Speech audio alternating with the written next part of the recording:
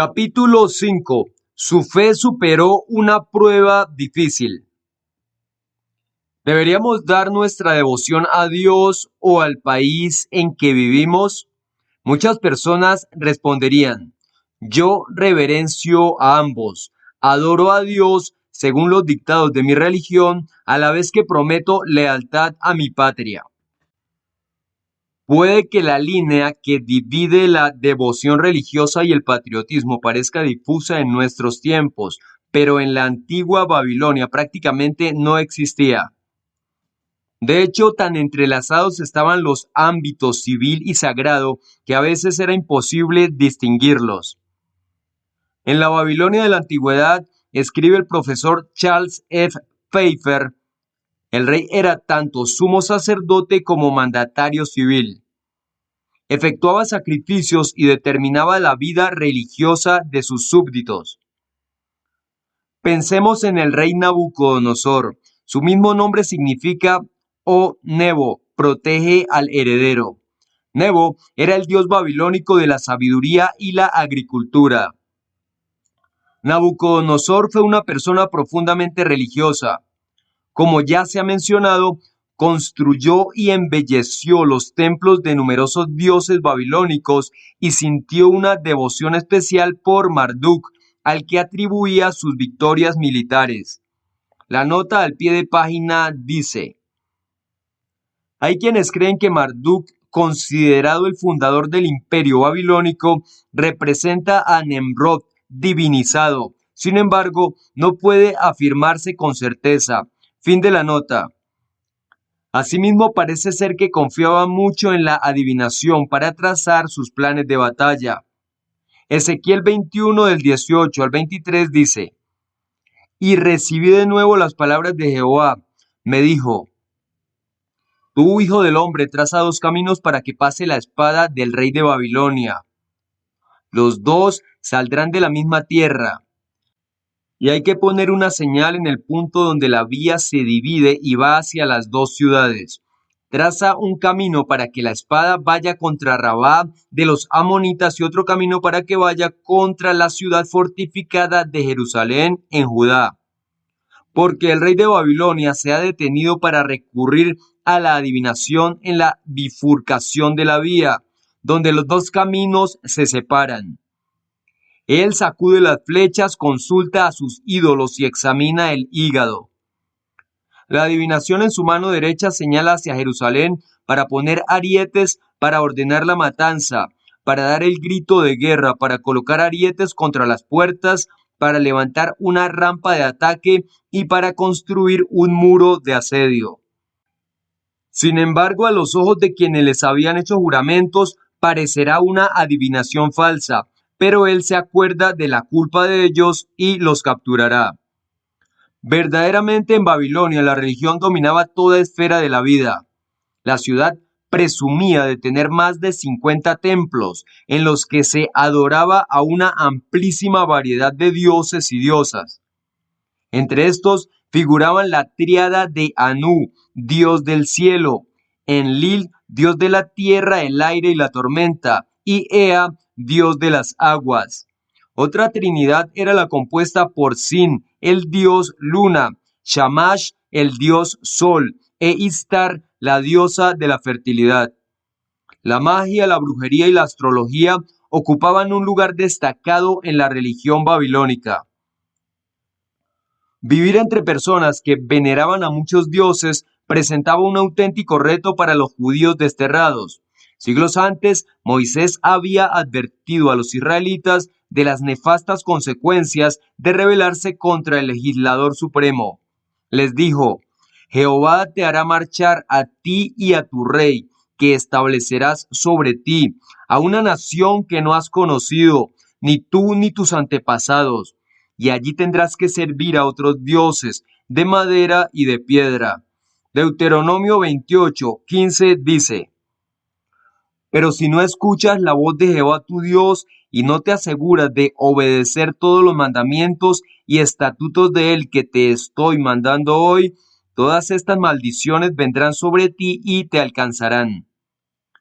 Deuteronomio 28:36 dice: Jehová te llevará tanto a ti como al rey que hayas puesto sobre ti, a una nación que ni tú ni tus antepasados han conocido. Allí servirás a otros dioses, dioses de madera y de piedra. Los judíos se hallaban entonces precisamente en esa situación. Les resultaría difícil mantenerse íntegros a Jehová, sobre todo a Daniel, Ananías, Misael y Azarías, pues a estos 4 jóvenes hebreos se les había seleccionado especialmente para educarlos como funcionarios del gobierno. Daniel 1 del 3 al 5 dice: Entonces el rey le ordenó a Aspenaz, el jefe de los funcionarios de su corte, que trajera a algunos israelitas, incluidos algunos descendientes de la realeza y la nobleza. Debían ser jóvenes sin ningún defecto físico y de buena apariencia, que tuvieran sabiduría, conocimiento y discernimiento, y que pudieran servir en el palacio del rey. Él tendría que enseñarles la escritura y el idioma de los caldeos. Además, el rey ordenó que se les diera una ración diaria de los manjares del rey y del vino que él bebía. Tenían que educarlos durante 3 años y al final de ese periodo pasarían a servir al rey. Recordemos que llegaron al extremo de ponerles los nombres babilónicos de Beltsasar, Sadrach, Mesac y Abednego, probablemente para facilitar su adaptación al nuevo ambiente. La nota al pie de página dice: Beltsasar quiere decir protege la vida del rey. Sadrach pudiera significar mandato de Akú, el dios luna de los sumerios. Mesac posiblemente se refiere a un dios sumerio, y Abednego se traduce siervo de Nego o Nebo. Fin de la nota. La posición encumbrada de estos hombres haría que su negativa a adorar a los dioses del país fuera notoria e incluso se viera como una traición. Una imagen de oro presenta una amenaza. Nabucodonosor erigió en la llanura de Dura una imagen de oro que medía 60 codos, 27 metros de altura y 6 codos, 2,7 metros de anchura, al parecer con el objetivo de fortalecer la unidad de su imperio. La nota al pie de página dice: Teniendo en cuenta el inmenso tamaño de la imagen, algunos biblistas opinan que era de madera recubierta de oro. Fin de la nota. Hay quienes creen que era una simple columna u obelisco. Por otra parte, puede que consistiera en un pedestal muy alto sobre el que se alzara una enorme estatua con forma humana, que representara tal vez a Nabucodonosor mismo o al dios Nebo. En cualquier caso, el imponente monumento constituía un símbolo del imperio babilónico y todos debían verlo y venerarlo como tal.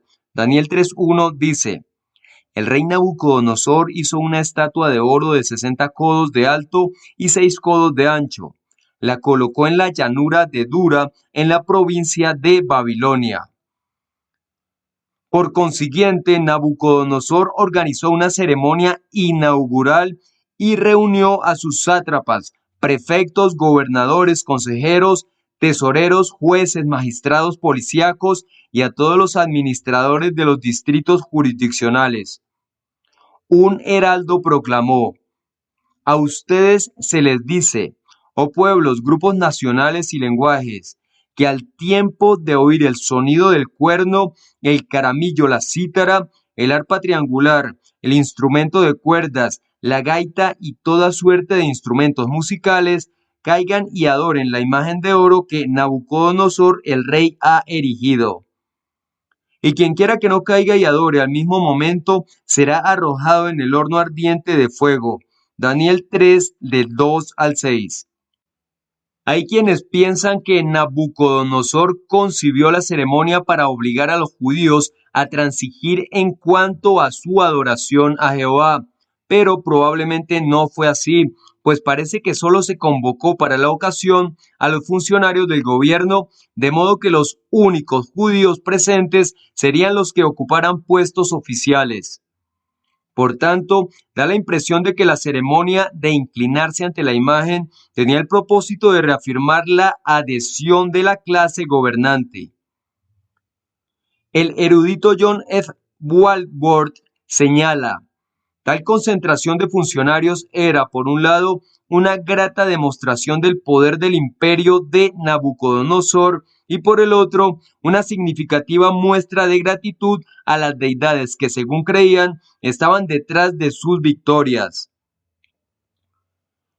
Los siervos de Jehová se niegan a transigir.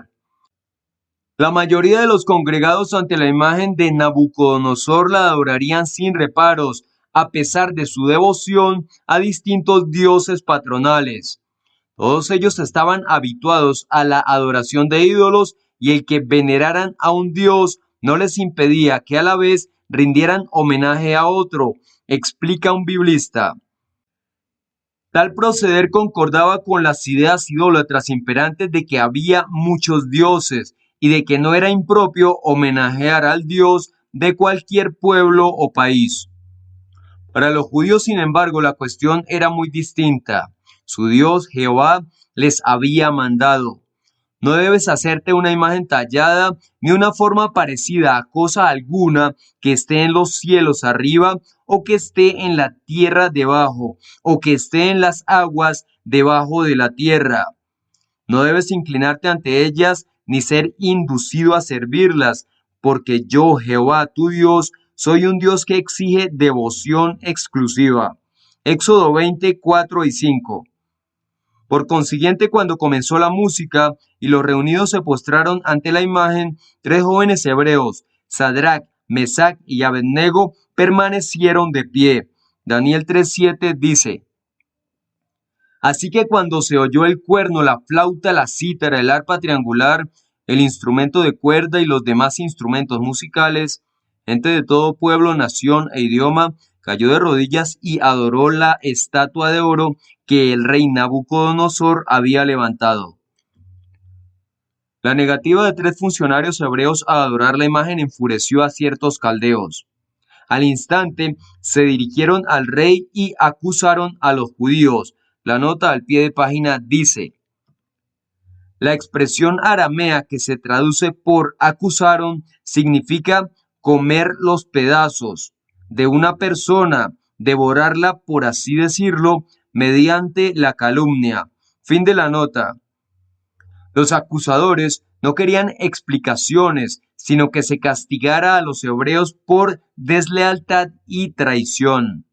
Por tanto, dijeron: existen ciertos judíos a quienes nombraste sobre la administración del distrito jurisdiccional de Babilonia: Sadrac, Mesac y Abednego. Estos hombres físicamente capacitados no te han prestado ninguna atención, oh rey, no sirven a tus propios dioses, y la imagen de oro que has erigido no adoran.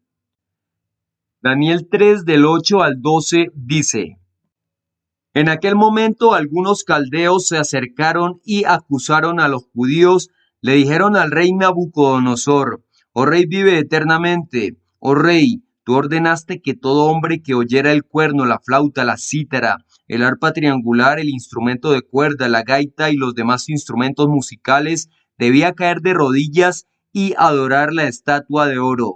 Y aquel que no cayera de rodillas y la adorara debía ser arrojado en el horno de fuego.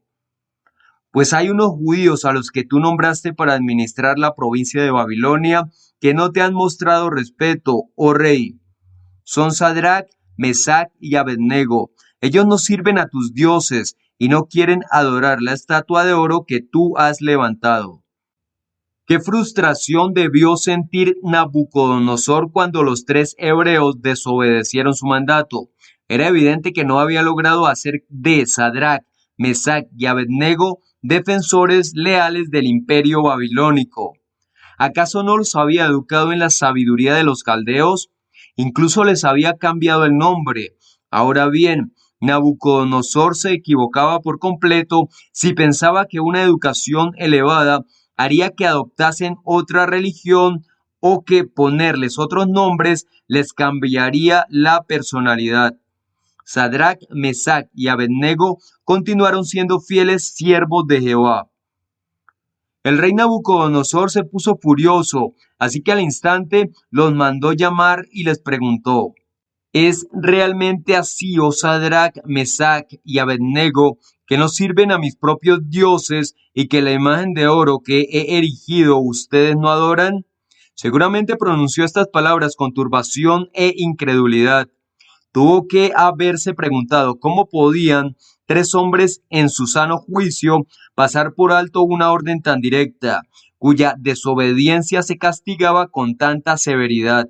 Daniel 3, 13 y 14 dice: Entonces Nabucodonosor, terriblemente enfurecido, ordenó que le trajeran a Sadrach, Mesach y Abednego. Así que llevaron a estos hombres ante el rey. Nabucodonosor les dijo: Sadrach, Mesach y Abednego, es cierto que no sirven a mis dioses y que no quieren adorar la estatua de oro que yo he levantado. Deseoso de dar otra oportunidad a los tres hebreos, les dijo: Ahora, si ustedes están listos de modo que cuando oigan el sonido del cuerno, el caramillo, la cítara, el arpa triangular, el instrumento de cuerdas y la gaita y toda suerte de instrumentos musicales, caigan y adoren la imagen que he hecho, bien. Pero si no adoran, en ese mismo momento serán arrojados en el horno ardiente de fuego. ¿Y quién es aquel Dios que pueda rescatarlos de mis manos? Daniel 3:15 dice: Si ahora cuando oigan el cuerno, la flauta, la cítara, el arpa triangular, el instrumento de cuerda, la gaita y los demás instrumentos musicales están dispuestos a caer de rodillas y adorar la estatua que he hecho, está bien. Pero si se niegan a adorarla, serán arrojados de inmediato en el horno de fuego. ¿Y qué Dios podrá librarlos de mis manos? Parece ser que la elección del sueño de la imagen que se halla en el capítulo 2 de Daniel no quedó grabada en la mente y el corazón de Nabucodonosor. Puede que ya hubiera olvidado lo que le dijo a Daniel: el Dios de ustedes es un Dios de dioses y un Señor de reyes. Daniel 2:47. Sin embargo, en estos momentos parecía desafiar a Jehová, afirmando que ni siquiera él podría librar a los hebreos del castigo que les aguardaba. Sadrach, Mesach y Abednego no necesitaron reconsiderar su decisión. Inmediatamente respondieron: Oh Nabucodonosor, respecto a esto, no estamos bajo necesidad de devolverte palabra. Si ha de ser nuestro Dios a quien servimos, puede rescatarnos del horno ardiente de fuego y de tu mano, oh rey. Nos rescatará, pero si no, séate sabido, oh rey, que a tus dioses no serviremos, y a la imagen de oro que has erigido ciertamente no adoraremos. Daniel 3 del 16 al 18. Al horno ardiente. Enfurecido, Nabucodonosor ordenó a sus siervos que calentaran el horno 7 veces más que de costumbre, y luego mandó a ciertos hombres físicamente capacitados de energía vital que ataran a Sadrach, Mesach y Abednego y los arrojaran en el horno ardiente de fuego. Siguiendo sus instrucciones, los echaron en el fuego atados y vestidos por completo, quizá para que ardieran lo más rápidamente posible. No obstante, fueron los siervos de Nabucodonosor quienes perecieron abrasados. Daniel 3 del 19 al 22 dice: Entonces Nabucodonosor se puso tan furioso con Sadrach, Mesach y Abednego que la expresión de su cara cambió. Así que dio la orden de calentar el horno 7 veces más de lo normal. También les ordenó a unos hombres fuertes de su ejército que ataran a Sadrach, Mesach y Abednego y los arrojaran en el horno de fuego. De modo que los ataron y los arrojaron en el horno de fuego vestidos todavía con sus mantos, túnicas, gorros y el resto de su ropa. Como la orden del rey había sido tan severa y el horno estaba mucho más caliente de lo normal, los hombres que llevaron a Sadrach, Mesach y Abednego murieron por las llamas del fuego. Pero algo insólito estaba ocurriendo. Aunque Sadrach, Mesach y Abednego se hallaban en medio del horno de fuego, las llamas no los consumían. Imagínese el asombro de Nabucodonosor. Pese a que los habían arrojado bien atados, a aquel fuego devorador, aún seguían con vida y hasta se paseaban entre las llamas con toda libertad. Pero Nabucodonosor se percató de algo más. ¿No fueron tres los hombres físicamente capacitados que arrojamos atados en medio del fuego? Preguntó a los encumbrados funcionarios reales. Sí, oh rey, respondieron. Nabucodonosor gritó: miren, contemplo a cuatro hombres físicamente capacitados que se pasean libres en medio del fuego y no sufren daño, y la apariencia del cuarto se asemeja a un hijo de los dioses. Daniel 3 del 23 al 25.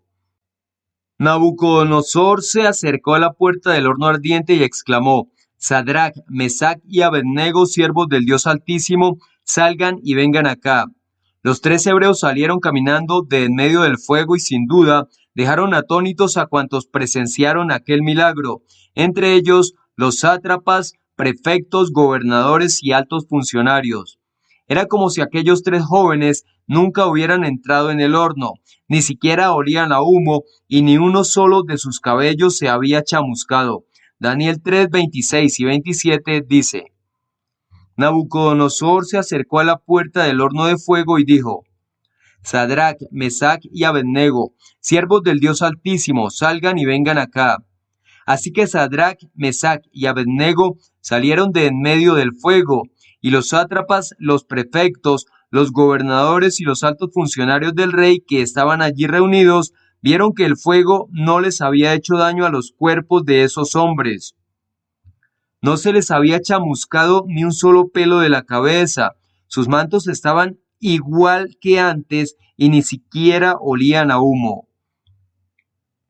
Nabucodonosor se vio obligado a reconocer que Jehová es el Dios Altísimo. Dijo: Bendito sea el Dios de Sadrach, Mesach y Abednego, quien envió a su ángel y rescató a sus siervos que confiaron en él y que cambiaron la palabra misma del rey y entregaron sus cuerpos porque no quisieron servir y no quisieron adorar a ningún Dios en absoluto, excepto a su propio Dios.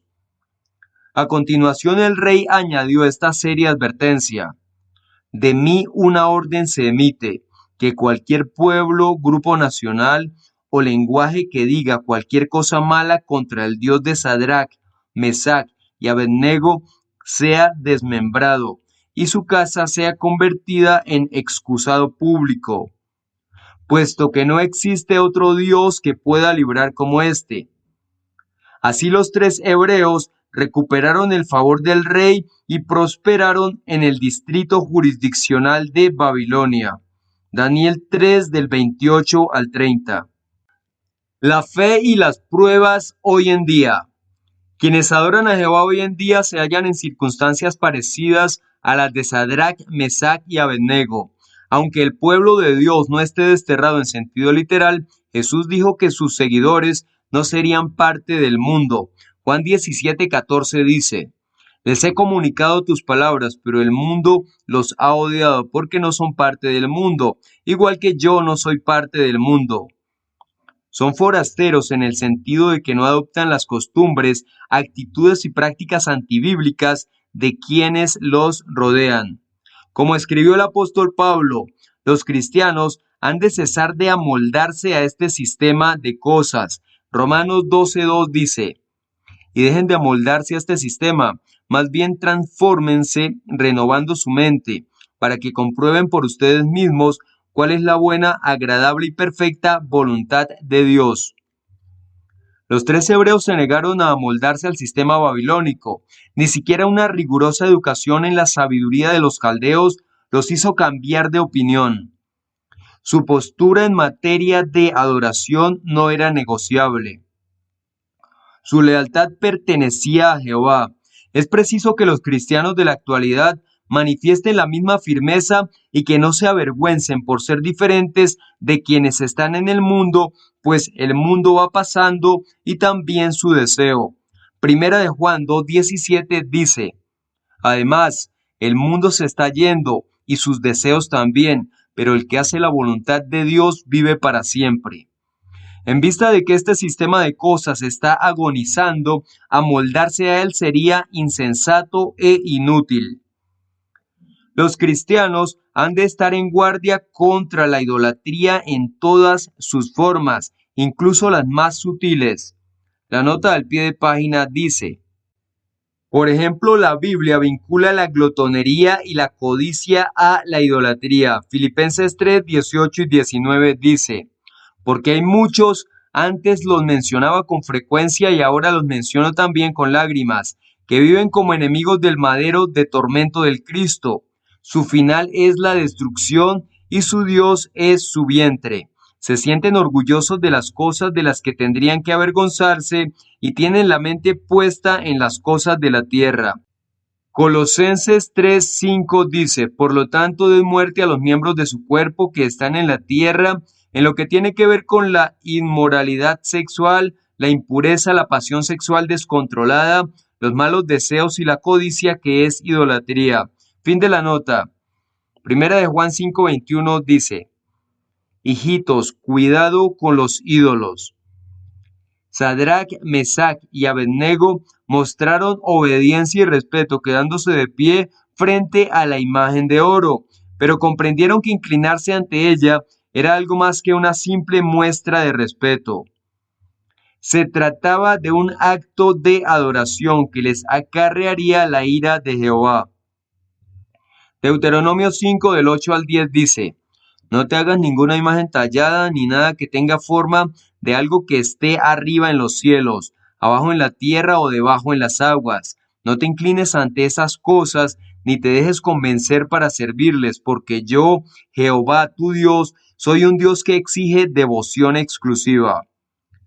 Hago que el castigo por el error de los padres recaiga sobre los hijos, sobre la tercera generación y sobre la cuarta generación de los que me odian. Pero les demuestro amor leal por 1000 generaciones a los descendientes de los que me aman y obedecen mis mandamientos. John F. Walworth escribe: en la práctica era un saludo a la bandera, aunque debido a la interrelación de los deberes religioso y nacional, posiblemente tuviera también una connotación religiosa. Hoy en día los cristianos verdaderos se oponen a la idolatría con igual firmeza. El relato bíblico de Sadrach, Mesach y Abednego contiene una lección magistral y de valor incalculable para cuantos están resueltos a rendir devoción exclusiva a Jehová. El apóstol Pablo sin duda pensaba en esos 3 hebreos cuando, al aludir a las numerosas personas que tuvieron fe, incluyó entre ellas a los que detuvieron la fuerza del fuego. Hebreos 11:33 dice: por medio de la fe derrotaron reinos, hicieron justicia, obtuvieron promesas, cerraron la boca de leones, apagaron la fuerza del fuego, escaparon del filo de la espada, pasaron de estar débiles a ser fuertes, fueron poderosos en la guerra e hicieron huir a ejércitos invasores. Jehová recompensará a todos los que imiten esa fe. A los 3 hebreos se les libró del horno ardiente, pero podemos estar seguros de que Dios resucitará y bendecirá con la vida eterna a todos los leales que pierdan la vida por permanecer íntegros. Sea de un modo o del otro, Jehová está guardando las almas de los que le son leales. De la mano de los inicuos los libra. Salmo 97:10 dice: oh ustedes que aman a Jehová, odien lo que es malo. Él protege la vida de sus leales, los rescata de las manos del malvado.